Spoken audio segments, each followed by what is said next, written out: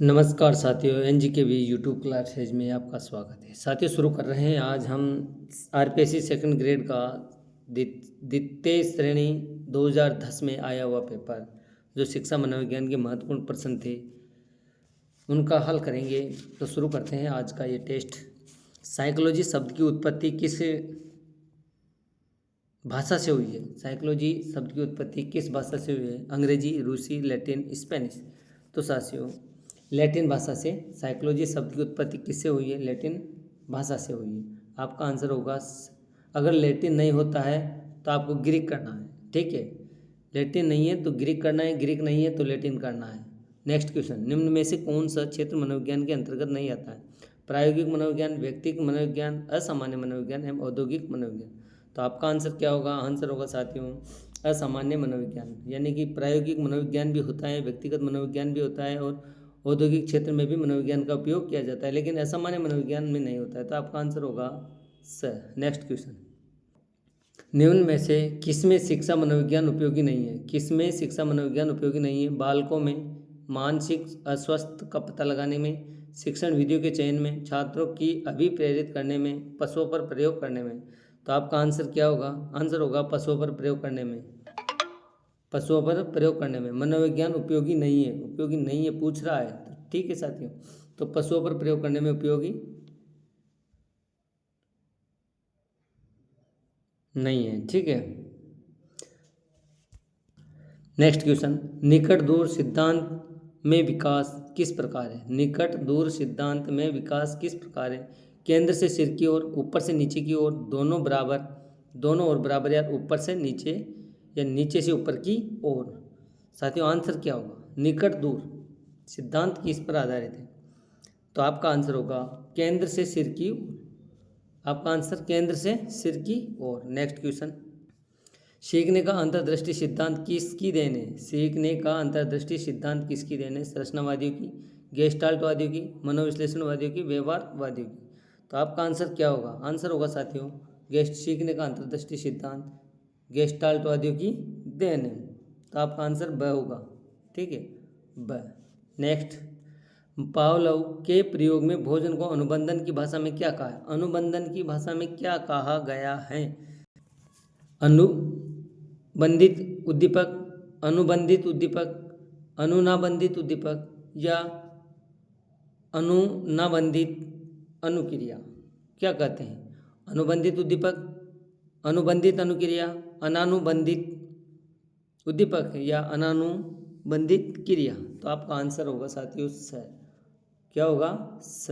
Next question, अनुबंधन स्थापित होने के बाद यदि बार बार मात्र अनुबंधित उद्दीपक की उपस्थिति किए जाने पर अंतोगत्वा अनुबंध का बंद हो जाना कहलाता है। क्या कहलाता है? बाह्य अवरोध, विलंब अवरोध, अनुबंधित अवरोध या विलोप? तो आपका आंसर होगा द विलोप। आंसर क्या होगा? द। नेक्स्ट क्वेश्चन, अंतर्मुखी व्यक्तित्व की विशेषता है। अंतर्मुखी व्यक्तित्व की विशेषता क्या है? संदेह, संकालु, एकांत प्रिय रहने वाले, दूसरों के साथ हंसी मजाक करने वाले, समूह का नेतृत्व करने वाले, दूसरों को अपने अनुकूल बनाने की क्षमता रखने वाले? तो आपका आंसर क्या होगा? आपका आंसर होगा संदेह, संकालु एवं एकांत प्रिय रहने वाले। क्या होगा? संदेह, संकालु एवं एकांत प्रिय रहने वाले। ठीक है, नेक्स्ट क्वेश्चन, टीएटी परीक्षण में कार्डों की संख्या कितनी होती है? साथियों, टीएटी परीक्षण में कार्डों की संख्या कितनी होती है? तो आपका आंसर होगा 30। क्या हो, कितनी होगी? 30। नेक्स्ट क्वेश्चन, निम्न में प्रश्नावली व्यक्तित्व परीक्षण की कौन सी विधि है? प्रश्नावली जो विधि होती है वो कौन सी विधि है? प्रक्षेपी, अर्ध प्रक्षेपी, अप्रक्षेपी या व्यक्तिगत? तो आपका आंसर होगा व्यक्तिगत। निम्न में से प्रश्नावली व्यक्तिगत परीक्षण की कौन सी विधि है? तो व्यक्तिगत प्रश्न। आपका आंसर द। गिलफोर्ड के बुद्धि संबंधी मॉडल में कुल कोष्ठ या खाने कितने होते हैं? गिलफोर्ड के बुद्धि कोष्ठ या मॉडल में कितने कुल कोष्ठ होते हैं? तो कितने होते हैं? 120। 5 × 4 × 6 कितने होते हैं? बताओ, लगाओ दिमाग। ठीक है, नेक्स्ट क्वेश्चन, किसी 10 वर्ष के बालक की मानसिक आयु 14 वर्ष से कहलाएगा? क्या कहलाएगा साथियों? ना तो इसमें ऑप्शन दे रखे हैं, लेकिन वह बालक मानसिक आयु बटा निकाल सकते हो आप, मानसिक आयु तो वह कहलाएगा मानसिक MA बटा CA इंटू 100।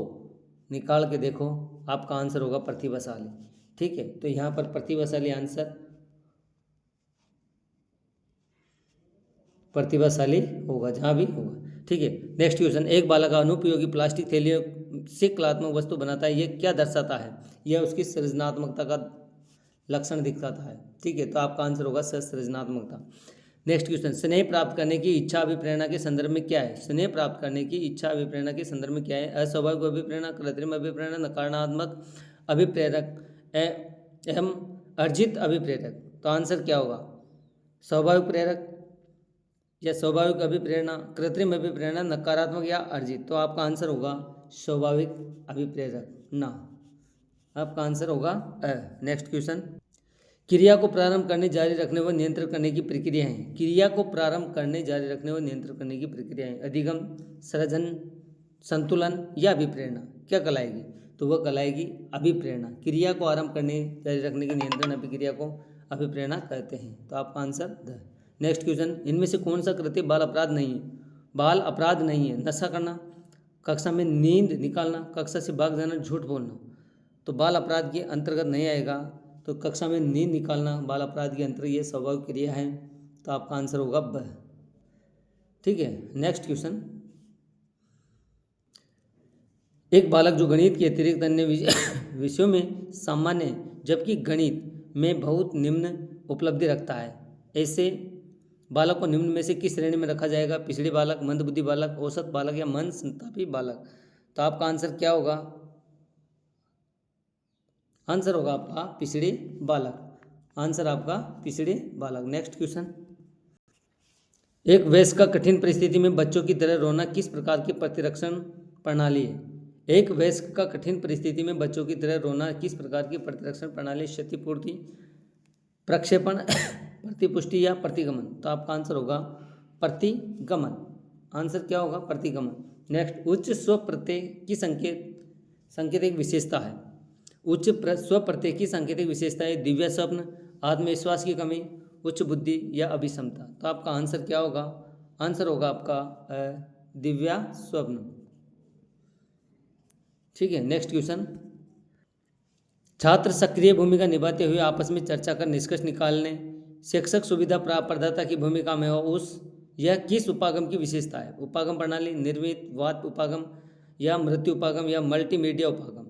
आंसर क्या होगा? आंसर होगा ब, निर्मितवाद उपागम। ठीक है, आंसर होगा निर्मितवाद उपागम। तो साथियों, ये थे आपके लिए 20 क्वेश्चन, अति महत्वपूर्ण हैं, पिछली भर्तियों में आए हुए क्वेश्चन हैं। अगर आप चैनल पर नए हैं तो चैनल को बेल आइकन को अवश्य दबाना, जिससे कि हर टेस्ट का नोटिफिकेशन शिक्षा मनोविज्ञान भर्ती तक आपके लिए पहुंच सके। ठीक है, और चैनल को सब्सक्राइबर अवश्य कर लेना। धन्यवाद।